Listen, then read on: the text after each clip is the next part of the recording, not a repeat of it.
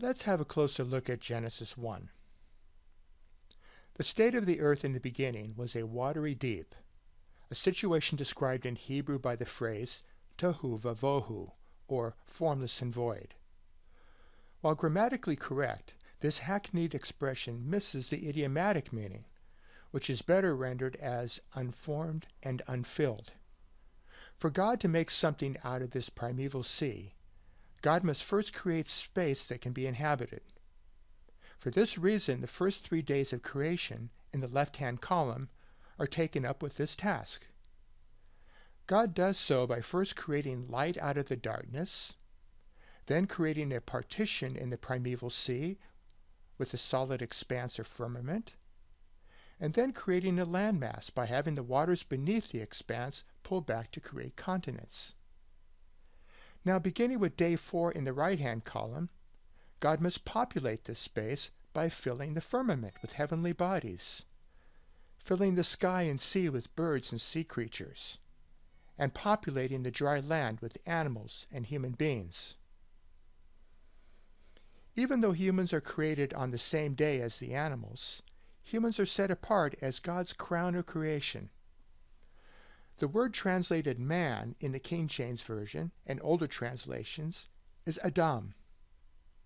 Most assume that the Adam of Genesis 1 is the same as Adam in Genesis 2. But there are problems with this. The Hebrew word Adam occurs as both a common noun, meaning humanity or humankind in the collective sense, and as a proper noun meaning someone's name. In Genesis 1, Adam is clearly a common noun, while in Genesis 2, Adam appears as both a common noun and as a proper noun. One good indication that we are dealing with a common noun in Genesis 1 is that it would not make sense to describe the single human individual, Adam, in Genesis 2, as male and female, or as them. Collective nouns, which always occur in their singular form, are quite common in Hebrew. For example, sheep and goats are called son, and stacks of wood are called etz. For this reason, I prefer to translate Adam in Genesis 1 as the human race, since it captures both the collective notion and the reality that there was obviously more than one person in the world.